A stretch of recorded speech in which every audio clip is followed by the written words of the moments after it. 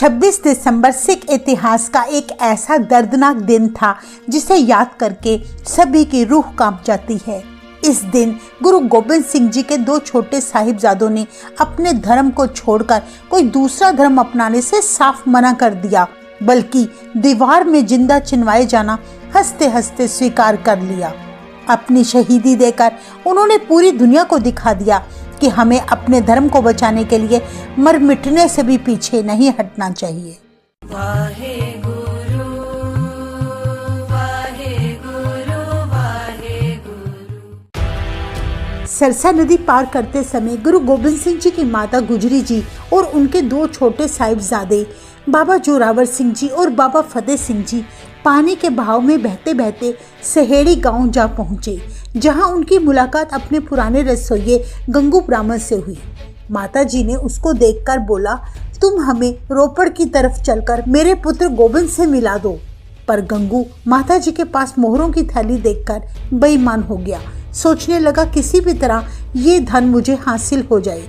उसने माता जी से कहा, जब मुगलों की सेना हट जाएगी तो मैं आपको गुरु जी के पास छोड़ आऊंगा, तब तक आप मेरे घर में शरण ले लें। वह दुष्ट ब्राह्मण केवल धन को देखकर उन्हें अपने घर ले आया। इतिहास में दर्ज है, भोजन करने के बाद जब माताजी रात को सो रहे थे तो आधी रात को गंगू ने माताजी की मोहरों की थैली चुरा ली। माताजी ने उसको चोरी करते देख लिया था, पर वे चुप रहे। अगली सुबह बड़े प्यार से पूछा, गंगू मेरी मोहरों की थैली नहीं मिल रही, कहाँ है? गंगू यह सुनकर बुरी तरह घबरा गया और बोला, माताजी आप मुझे अच्छा इनाम दे रहे हो। एक तो आपको मैंने अपने घर में जगह दी, दूसरा आप मुझे ही चोर बना रहे हो। यदि मुगलों को भनक मिल गई कि मैंने गुरु गोबिंद सिंह जी के परिवार को अपने घर में रखा है तो वे मेरे घर को ही तबाह कर देंगे। इसलिए अच्छा यही होगा कि आप मेरे घर से चले जाएं। माताजी ने तब बड़े धैर्य से गंगू से कहा, अगर तुम्हें धन की जरूरत थी तो मुझे कह देते, मैं तुम्हें अवश्य दे देती, पर चोरी करने की क्या जरूरत थी? गंगू शर्मिंदा होने की जगह बल्कि और भड़क गया। उसने मोरिंडा के सिपाहियों को खबर करके माताजी और साहिबजादों को गिरफ्तार करवा दिया। मोरिंडे की कोतवाली में उन्हें रात भर कैद रखा गया, जहां आजकल गुरुद्वारा कोतवाली साहिब सुशोभित है। इतिहास में दर्ज है कि अगले दिन उन्हें सरहंद ले जाया गया। सरहंद का नवाब वजीर खान गुरु गोबिंद सिंह जी के परिवार को अपने पास देखकर बहुत खुश हुआ। उसने हुक्म दिया कि इन तीनों को ठंडे बुर्ज में कैद किया जाए। माता गुजरी जी और दोनों छोटे साहिबजादों को ठंडे बुर्ज भेज दिया गया। वजीर खान ने तब ऐलान कर दिया कि गुरु गोबिंद सिंह जी के परिवार को भूखा प्यासा रखा जाए। अगर कोई उनकी मदद करेगा तो उसे सख्त से सख्त सजा दी जाएगी। इस प्रकार शाही हुक्म के अनुसार ना उन्हें खाना दिया गया, ना कोई गर्म कपड़ा दिया गया। दादी माँ अपने छोटे साहिबजादों को अत्यंत ठंड में अपनी छाती से चिपकाकर सुलाती रही। इतिहास में दर्ज है, इतने सख्त पहरे के बावजूद भी गुरु घर का एक सेवक था, भाई मोतीराम मेहरा, जिसने माताजी और साहिबजादों को 3 दिन ठंडे बुर्ज में दूध पिलाने की सेवा निभाई थी। कुछ दिन बाद जब वजीर खां को मोती मेहरा के बारे में पता चला तो उसने मोती मेहरा समेत उसके सारे परिवार को कोलू में पीसकर शहीद कर दिया था। आज उन्हीं की याद में सरहंद में गुरुद्वारा बाबा मोतीराम मेहरा सुशोभित है, जहां आज भी वही 2 गिलास देखे जा सकते हैं जिनमें कभी साहिबजादों ने दूध पिया था। अगले दिन 9 साल और 6 साल के मासूम बच्चों को वजीर खां की कचहरी में पेश किया गया, जहां जाते ही साहिबजादों ने गरज कर फतेह बुलाई। वजीर खां सुनते ही आग बबूला हो गया और साहिबजादों की दिलेरी देखकर दंग रह गया। पहले दिन उन्हें ढेरों लालच दिए गए, पर साहिबजादों ने उनकी कोई बात ना मानी। वजीर खान ने सोचा था कि ये तो कोई साधारण बच्चे होंगे जो जरा सा लालच देकर मान जाएंगे, पर वो यह नहीं जानता था कि वो गुरु गोबिंद सिंह जी के शेर हैं, जिन्हें कोई लालच हिला नहीं सकता। इसके बाद साहिबजादों को माता गुजरी जी के पास भेज दिया गया। गुजरी जी अपने बच्चों की दिलेरी भरी बातें सुनकर बहुत खुश हुई और कहा, शाबाश बच्चों, आज तुमने अपने दादा और पिता की शान को कायम रखा है। अगले दिन फिर साहिबजादों को कचहरी में पेश किया गया। बहुत से लालच और डरावे दिए गए, पर बच्चे अडोल रहे।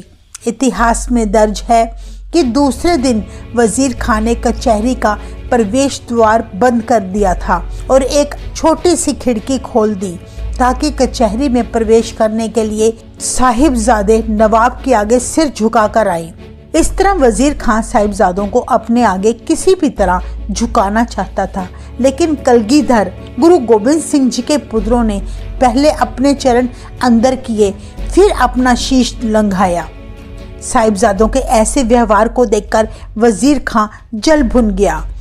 उसने साहिबजादों को इस्लाम धर्म अपनाने पर बहुत जोर डाला। साहिबजादों ने इनकार कर दिया और गरज कर वाहेगुरु जी का खालसा, वाहेगुरु जी की फतेह बुलाने लगे। तब मुगलों को ऐसा प्रतीत हुआ जैसे किसी सांप ने उन्हें डंक मार लिया हो। वजीर खां उन्हें लालच और डरावे देने लगा, पर गुरु गोबिंद सिंह जी के शेरों ने संयम नहीं खोया। वजीर खान ने दोनों साहिबजादों को कहा कि तुम इस्लाम धर्म अपना लो तो हम तुम्हें छोड़ देंगे। तो साहिबजादों ने कहा, जालिम वजीर खां, मुसलमान बनकर भी तो हमें एक दिन मरना ही है, फिर हम अपना सिख धर्म क्यों छोड़े? क्या तेरी मौत नहीं आनी अगर तू मुसलमान है? तू हमें स्वर्ग की परियों का क्या लालच देता है? हमारे घर की मर्यादा बेगम नहीं, मौत है। ऐसी बातें वजीर खां को बर्दाश्त ना हुई। वह बोला, तुम अभी बहुत छोटे हो, फूलों के समान हो। मैं जैसे जैसे तुम पर तरस करता हूँ तुम अकड़ते जा रहे हो। अगर तुम इस्लाम कबूल नहीं करोगे तो मैं तुम्हारा कत्ल करवा दूंगा। जुल्मों की आंधी आती देखकर मलेर कोटला का खान, जो बड़ी देर से खामोश खड़ा देख रहा था, वह बोला, वजीर खां, कुछ तो खुदा का खौफ करो। कुरान की किस आयत में लिखा है कि बच्चों का कत्ल करो? तुम्हारा सरहंद पापों के भार तले पाताल में गर्क हो जाएगा। इतना सुनकर वजीर खां थोड़ा घबरा गया। तब उसे लगा शायद वह बहुत बड़ा गुनाह करने जा रहा है। वजीर खां का दिल पिघलता देखकर तब दीवान सुच्चानंद बोल उठा, ये तो काफिर के पुत्र हैं, एक मिनट भी जीवित नहीं रहने चाहिए। उस समय सुच्चानंद ने आग में घी डालने का काम किया। वजीर खां ने जानबूझकर तब बच्चों को डराने के लिए कहा, तुम्हारे पिता गोबिंद सिंह जी और बड़े दो भाई चमकौर की जंग में मारे जा चुके हैं। इस जहान में अब तुम्हारा कोई नहीं बचा, इसलिए तुम चुपचाप इस्लाम स्वीकार कर लो, तब तुम्हारी जानें बख्श दी जाएंगी। तब साहिबजादे जोरावर सिंह ने कहा, अगर तू हमें छोड़ भी देगा तो हम अपने गुरु पिता का काम संभालेंगे। हम अमृत छकाकर लाखों सिंह तैयार करेंगे, तेरे जैसे जुल्मियों को कोहलू में पीसेंगे ताकि जुल्मों से दुखी धरती सुख का सांस ले सके। तेरे जुल्म के विरुद्ध तलवार उठाकर तेरी शाही फौज का सत्यानाश करेंगे। साहिबजादों के मुख से ऐसे कटु वचन सुनकर वजीर खान ने तभी हुक्म दिया कि अब इन काफिरों को मेरी आंखों से दूर ले जाओ और इन्हें जिंदा दीवार में चिनवा दो। तीसरे दिन वजीर खां के सिपाही साहिबजादों को कचहरी ले जाने के लिए आए। तब माता गुजरी जी ने कहा, उठो मेरे शेर पुत्रों।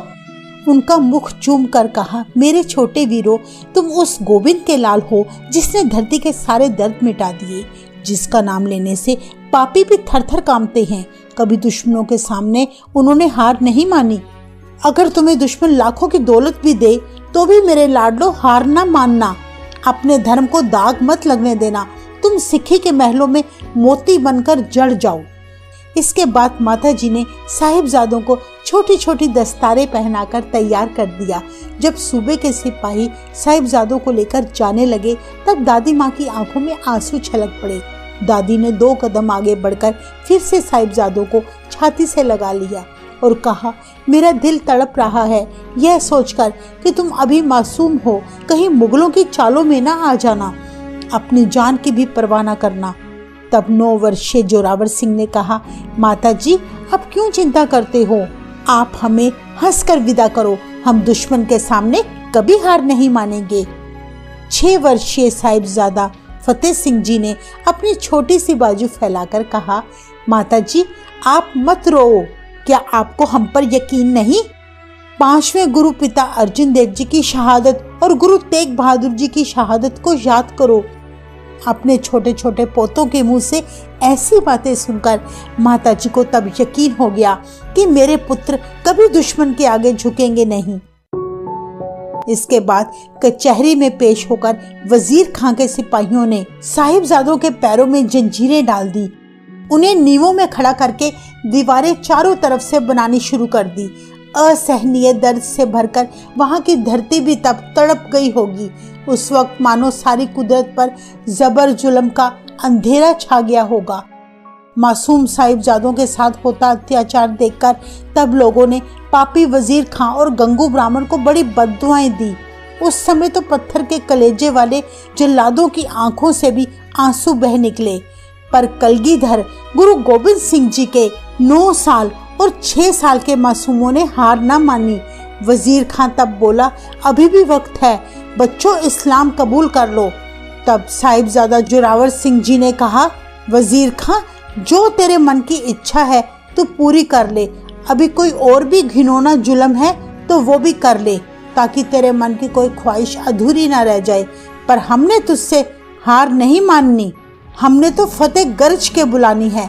तब साहिबजादा फतेह सिंह ने गरज के जयकारा लगाया, बोले सो निहाल, सत श्री अकाल। उन्हें मौत का कोई भय नहीं था।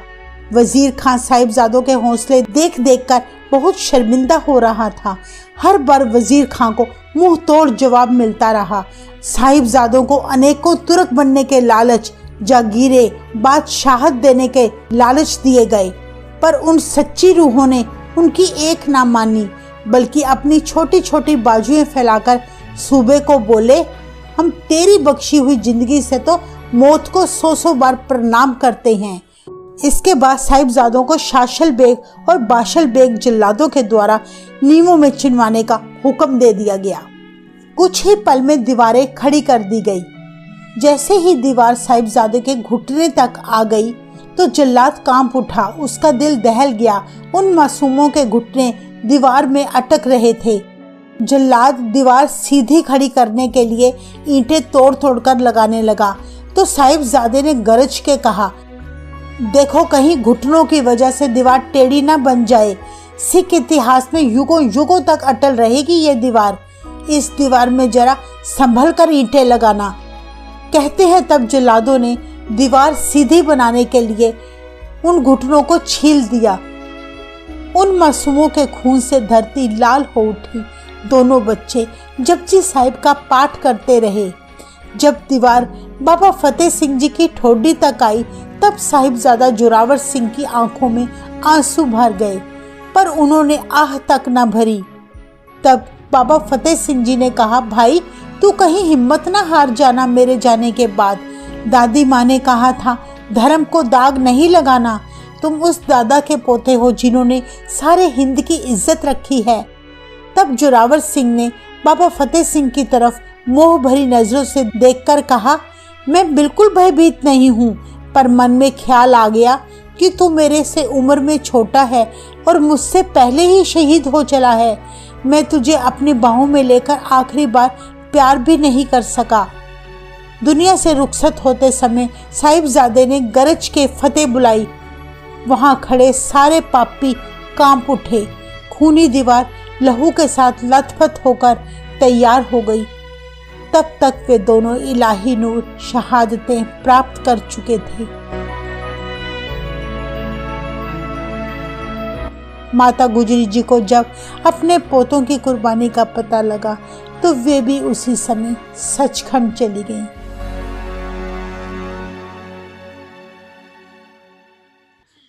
एहीपरि आम वीडियो देखिया पाई आम चैनल को सब्सक्राइब और लाइक करूँ।